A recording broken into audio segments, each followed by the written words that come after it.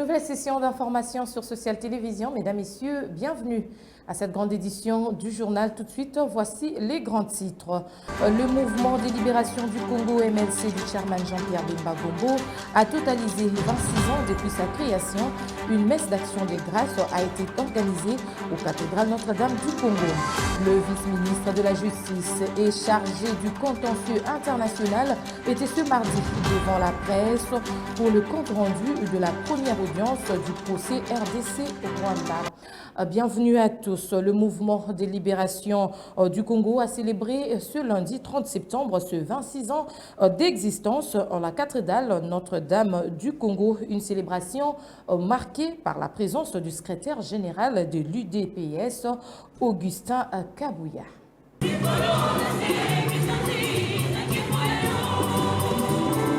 C'est par une messe d'action de grâce en la cathédrale Notre-Dame du Congo que le mouvement des libérations du Congo a célébré ce lundi 30 septembre 2024 son 26e anniversaire. Une célébration marquée par la présence de l'Union pour la démocratie et le progrès social, parti présidentiel, qui s'est joint à cette festivité avec la présence du secrétaire général Augustin Kabouya. Dans son homélie, le curé de la paroisse Notre-Dame du Congo, Abbé Camille Essika, a exhorté l'ensemble du MLC au service et à l'humilité.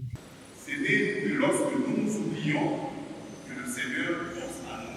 Nous nous oublions pour penser aux autres, pour servir les autres, que le Seigneur pense à nous. Celui qui va être le premier parmi vous sera esclave de tous. Notre pays a besoin de ces leaders qui est esclave de tous. Esclave dans le sens que je ne fais pas ma volonté, je cherche d'abord à faire le bien des autres. Après la messe, l'assistant s'est retrouvé au jardin de Notre-Dame pour le partage d'un gâteau aux couleurs du parti cher à Jean-Pierre Bemba Gombo.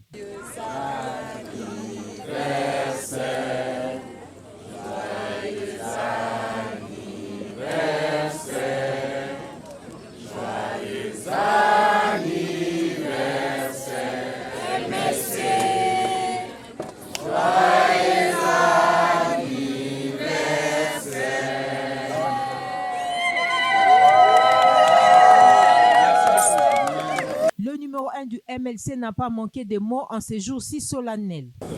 Mais c'est l'occasion qu'on a pu pour nous réunir et faire un petit rendre grâce au Seigneur dans cette messe pour tous ceux qui sont encore parmi nous. On pense à tous ceux qui nous ont quittés dans les conditions parfois difficiles. Et je vous remercie tous en tout cas d'être présents, ce qui montre, j'ai vu aussi tous ceux qui étaient à l'église, la vivacité et l'ampleur et la dimension, je veux dire, du MLC, tant ici, et les vidéos que j'ai reçues de l'intérieur du pays aussi, et de l'extérieur du pays, n'est-ce pas? Oui. Je vous remercie et bonne continuation. Le mouvement des libérations du Congo, l'un des partis membres de l'Union sacrée pour la nation, a été créé en 1998. Au cours de cette messe d'action de grâce, le porte-parole du MLC a lu le message d'anniversaire au nom de la secrétaire générale Eve Bazaïba. Priskania Boyika et Didier Mbongomingi signent ce reportage. Le président national, message du 26e anniversaire. À l'entame de ces 26 ans d'existence révolue, riche d'histoire, de hauts faits, d'enseignements, d'expériences et de sacrifices, le MLC, par sa maturité, se doit de donner sa propre lecture de l'histoire et entrevoir de manière anticipée les enjeux à venir. Le mouvement de libération du Congo, avec ses millions de membres, répartis sur 79 fédérations à travers le pays et ses représentations extérieures, rend un hommage sincère à ceux de nos camarades qui reposent dans la paix du Seigneur. Notre regard doit résolument être tourné vers la transformation de notre pays. Notre priorité est de nous doter de moyens humains et des ressources nécessaires pour implémenter la réforme profonde et durable de notre pays. Ce développement doit être guidé par une vision résolue de paix et de sécurité pour tous, une justice distributive équitable et la levée des obstacles qui maintiennent nos provinces enclavées. Enfin, nous devons impérativement investir dans la formation de nos compatriotes afin de doter nos jeunes, femmes et hommes des compétences nécessaires pour relever les défis futurs. Restons aux cathédrales Notre-Dame du Congo, présents également à cette messe. Quelques cadres du MLC se sont donc exprimés. On écoute le secrétaire national chargé du PTNTIC et le secrétaire national adjoint chargé de l'éducation au micro, une fois de plus, de Priska Nyaboïka. Le sentiment, comme chaque année, lors d'un anniversaire, c'est un sentiment de joie. Mais particulièrement cette année, on se rend compte que 26 ans après, ce qui au départ était une idée logée au sein de quelques personnes seulement qui étaient en train de la nourrir est aujourd'hui chérie par le peuple congolais, parce qu'au départ c'était une idée du président national de créer le MLC, et aujourd'hui c'est quelque chose qui se retrouve un patrimoine national, parce qu'aujourd'hui le MLC nous dépasse tous, c'est quelque chose qui appartient au peuple congolais. Donc c'est vraiment un sentiment d'un travail qui a été abattu par le passé. Nous avons aussi une grande pensée pour tous ces hommes et toutes ces femmes qui ont combattu dans le MLC. Et donc c'était un moment de joie, mais c'est aussi un moment pour nous de nous rappeler de tous les sacrifices que nous avons endurés pour qu'il y ait un avènement d'un État qui ordonne, n'est-ce pas? Un État que nous voulons juste. Alors, donc c'était une occasion, non seulement pour que nous puissions nous rencontrer, que nous puissions festoyer à l'occasion, effectivement, c'est une fête, vous le savez très bien, mais surtout, comme je venais de le dire tout à l'heure, un moment où nous allons nous rappeler que le chemin à parcourir, il est encore peut-être long, mais celui que nous avons parcouru vaut la peine que nous puissions nous en rappeler. Et donc c'est pour ça que nous sommes aujourd'hui venus ici à l'église Notre-Dame. Et nous avons voulu commémorer cette journée dans la méditation, dans la prière, remercier Dieu parce qu'il a continué à nous maintenir unis et jusqu'à ce jour. Et nous voulons continuer à être comme ça pour atteindre l'objectif qu'on s'est fixé en tant que parti politique. Je vous le disais tantôt, le vice-ministre de la Justice est chargé du contentieux international, Samuel Mbemba, a organisé un point de presse ce mardi 1er octobre pour faire le compte-rendu de la toute première audience du procès du 26 septembre opposant la République démocratique du Congo au Rwanda devant la Cour de justice des États d'Afrique de l'Est. Ces propos ont été recueillis par Lydia Kandolo. Ceci est un bon signe pour la suite de la procédure. 2.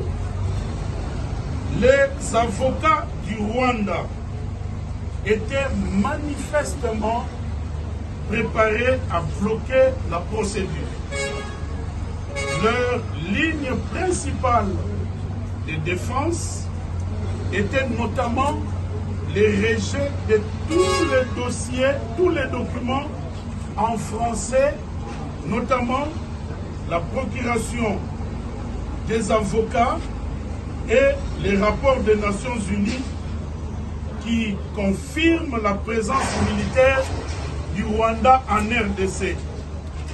Et là, ils ont postulé l'anéantissement total de la procédure, en commençant par demander à la Cour de ne pas permettre aux avocats de la RDC de prendre la parole car leur procuration posait problème.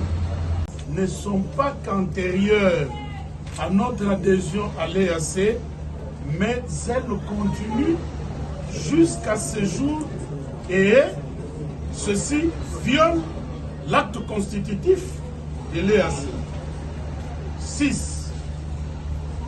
Comme cela se passe devant toutes les juridictions, la Cour a pris en délibéré ce premier débat sur sa compétence.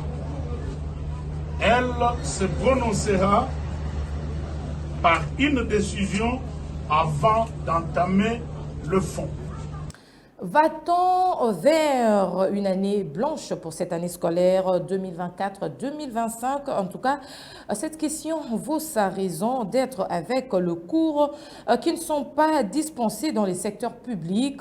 La synergie des syndicats des enseignants de la République démocratique du Congo hausse les tons et demande au gouvernement de vite trouver une solution pour que le pire soit évité, suivant Jean Bosco Pouna, le président du Sinécat.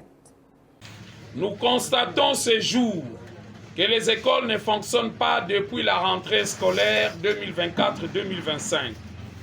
Il est à déplorer que le gouvernement de la République ne se préoccupe pas des revendications des enseignants, notamment en ce qui concerne les nouveaux barèmes salariales uniformisés à payer à tous les enseignants et inspecteurs de la République. Les enseignants NU et NP, la retraite des enseignants.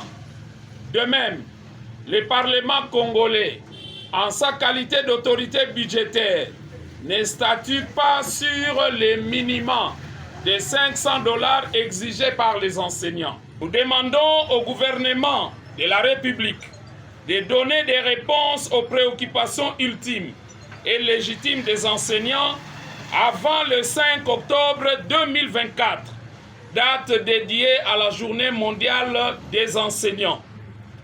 Passé ce délai, l'année scolaire 2024-2025 risque d'être sanctionnée année blanche par l'UNESCO. En attendant les réponses du gouvernement et du Parlement congolais, la grève se poursuit et les enseignants dans toutes les provinces seront en assemblée générale le 5 octobre 2024 en marge de la JME.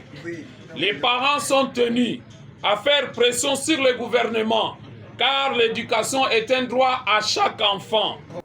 Ouverture de la session ordinaire de septembre 2024 à l'Assemblée provinciale de Kinshasa ce lundi 30 septembre 2024. Une session essentiellement budgétaire. Cette cérémonie s'est déroulée en présence de plusieurs invités, tant politiques qu'administratifs. Et l'on note la présence du gouverneur de la ville-province de Kinshasa, Daniel Bumba. Regardez.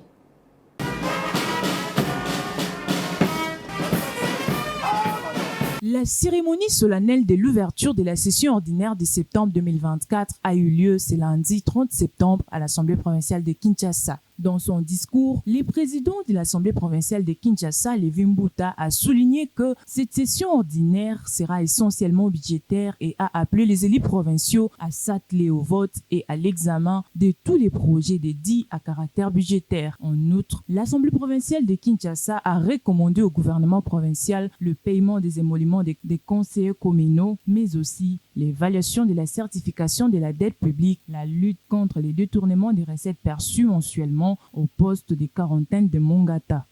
Il s'est ouvert également la session ordinaire le lundi 30 septembre de la session à l'Assemblée provinciale du Congo central.